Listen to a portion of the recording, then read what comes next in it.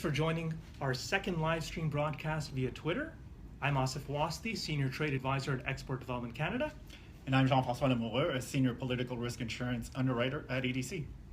We're both here broadcasting live from beautiful Ottawa, Ontario. We'll get started on the topic in just a few moments while we wait for viewers to join. Today's broadcast will focus around foreign exchange and how you can better manage the risk associated with foreign exchange in your business. If you have any questions or comments at any time, please feel free to ask via Periscope or by connecting with me on Twitter at Asif Wasti. If I can't get to your questions today, I'll make sure to respond back shortly. As a trade advisor, I communicate with Canadian exporters on a daily basis. Many have told me that foreign exchange risk is a recurring concern. The loonie against greenback has shown a higher degree of volatility in the past 18 months. Most evident peaks were in January 2015 and March of this year.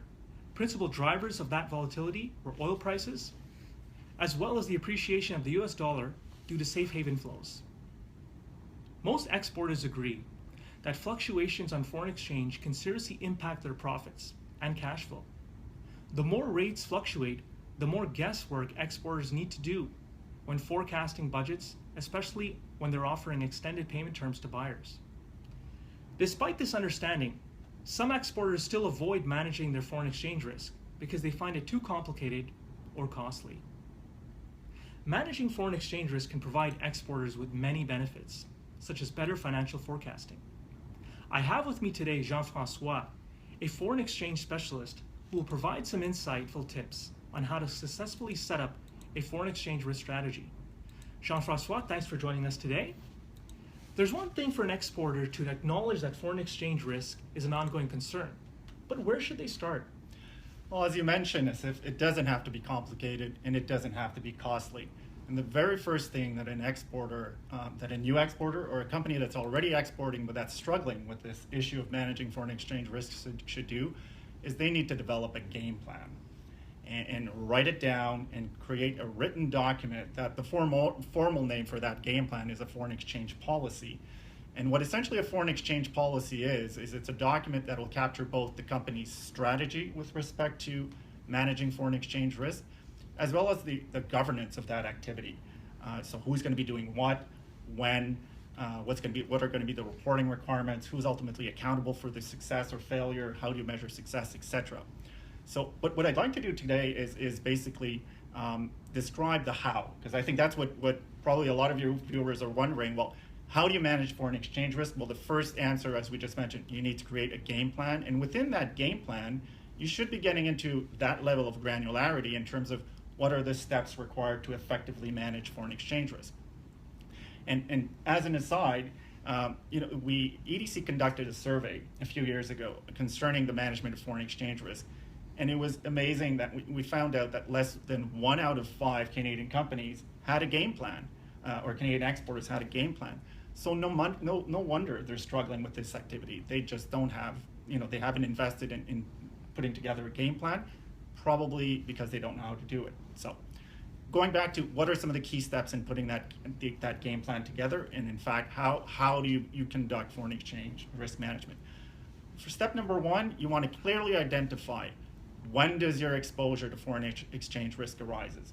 Step number 2, you want to quantify your exposure. Step number 3, you want to then hedge or mitigate that exposure. And step number 4, you want to monitor that exposure. So let me give a little bit of context around each of these.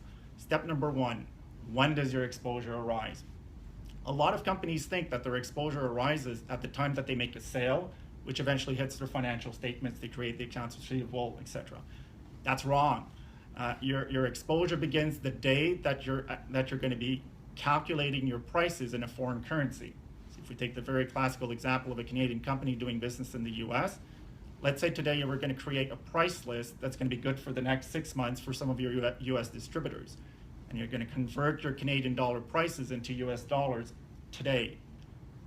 Well, today's the day when you start being exposed because all of your prices have been calculated using today's Canada USD exchange rate, not when you make a sale 2 or 3 weeks from now. So that's the first step. Don't get it wrong in terms of identifying when you start being exposed. Step number 2 is quantifying your exposure. How much exposure do you have? Well, you connect it back to step number 1. If you're going to have a price list out there that's going to be good for 6 months, you want to be forecasting your sales over that 6-month period. That's called the time horizon. And so let's use an example. You expect to make $3 million in sales during that 6-month period. What you would do is knock off from that or subtract the US dollar purchase that you would be making, and you get your net exposure of $2.5 million. Now, of course, you may already have some accounts receivable in US dollars. So let's say you have $1 million there. So we'll follow the math. We're at 2.5. Add that 1 million back, so it's 3.5 million. You may have some US dollar in cash, let's say 100,000, so you're up to 3.6 million. And you may have some accounts payable in US dollars, let's say another million. And that you would net out, because you got to be looking at what you already have there. So we're down to 2.6 million. So that gives you your total exposure, both for forecast activities, purchases and sales, as well as things that are on your books right now. Step number 2. Step number 3, hedging those activities. So let's use that number again.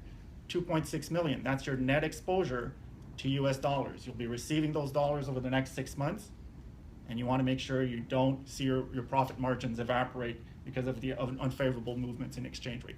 What do you do about that 2.6 million? The easiest and most convenient thing that you can do is you speak to your banker or speak to your foreign exchange broker, and you purchase hedging instruments. Now, a lot of companies just focus on that step number 3. That's the sexy part, right? You feel like a trader, you pick up the phone, you phone your bank, I want to buy a forward contract, you want to buy an option. That's a mistake. Step number 1 is important. Step number 2 is important. Step number 4 in creating that overall framework is critically important. Don't just focus on step number 3 like a lot of companies do.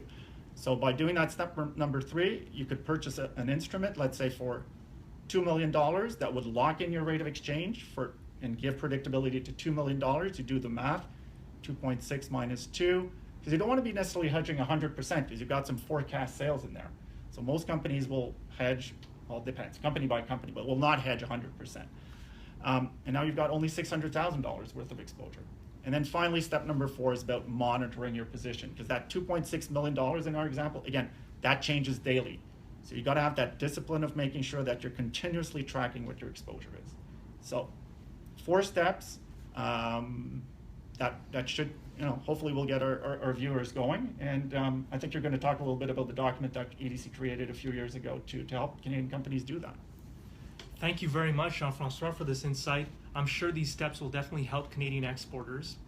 If you want to set up a foreign exchange facility with your bank, EDC can help by providing a 100% irrevocable and unconditional guarantee of collateral. Once this is in place, the bank will no longer need to take security from your operating line, giving you full access to your working capital. If you are interested in more information, please visit our website at edc.ca.